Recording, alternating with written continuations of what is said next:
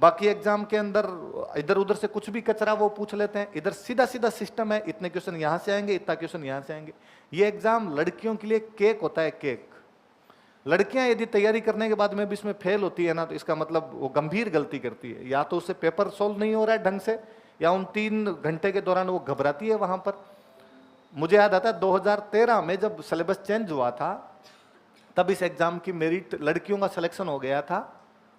47 number merit गई थी, पता नहीं इतनी सी कोई 50 नंबर मेरिट गई थी। 50 नंबर पे लड़कियों का सिलेक्शन हो गया था। मतलब 50 नंबर का मतलब हुआ 200 में से 50 नंबर, मतलब कितने परसेंट? 25%। 10वीं में फेल कर देते हैं,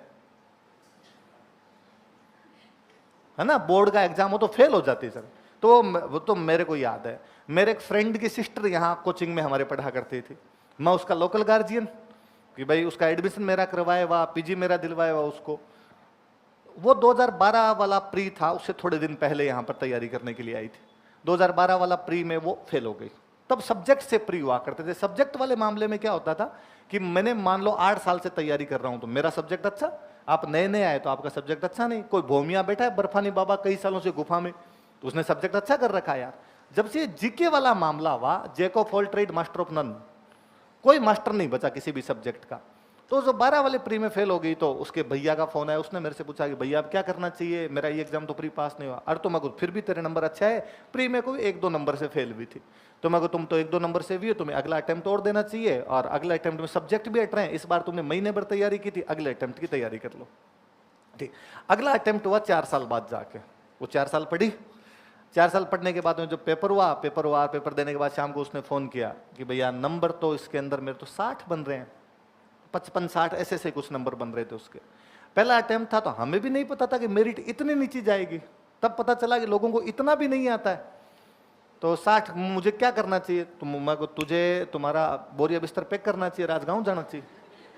बस जब 4 साल पढ़ने के बाद भी तेरे 60 नंबर ही आए हैं, तो प्री तो तेरा पास होगा नहीं, तो तू यहाँ से बोरिया बिस्तर पैक कर, गाँव जा। वैसे गांव वालों के फोन आते रहते हैं कि ब्याह करना है इस काम, तो उधर वाला काम में तो देरी क्यों की जाए, वो काम तो जल्दी किया जाए अपने। वो एकदम आज्ञाकारी बहन की तरह उसने मेरी सारी बातें मानी, बोरिया बिस्तर पैक किए, वापस चली गई। महीने भर बाद में रिजल्ट आया, वो प्री पास हो गई। तो 47 नंबर मेरिट गई थी, 47 क्वेश्चन पे सिलेक्शन हो रहा था उसमें, इससे भी कम जा रही थी मेरिट। तो उसके वो जितने नंबर थे, अब मैं भूल रहा हूं कितने क्या था उसके अंदर, पर बहुत ही कम मेरिट थी, वो उसमें पास हो रही थी और 3-4 नंबर ऊपर थे। अब उसने मुझे गालियां निकाली कि तुम्हारे चक्कर में मेरा महीना खराब हो गया, वरना मैं महीने भर मेंस की ओर तैयारी कर लेती। तब समझ में आया कि एग्जाम कितना सस्ता है, इस एग्जाम की मेरिट कितनी कम चली जाती है। पिछले 2-3 बार से उठा के देख लो, 76-78 मेरिट जाने का मतलब है 38%, 36%, कि केवल इतने पे सिलेक्शन हो जाता है बंदों का। इसलिए आप भी भले आज तैयारी शुरू करें, पहले अपनी स्ट्रेंथ पहचानना कि आप किन किन सब्जेक्ट को अच्छा सा पढ़ते हैं। जो सब्जेक्ट आपके अच्छे हैं, केवल वो सब्जेक्ट पढ़ लेना, प्री पास हो जाएगा। पर हालांकि मैं बहुत अच्छे तरीके से जानता हूं, आप इनमें से कोई बात नहीं मानेंगे।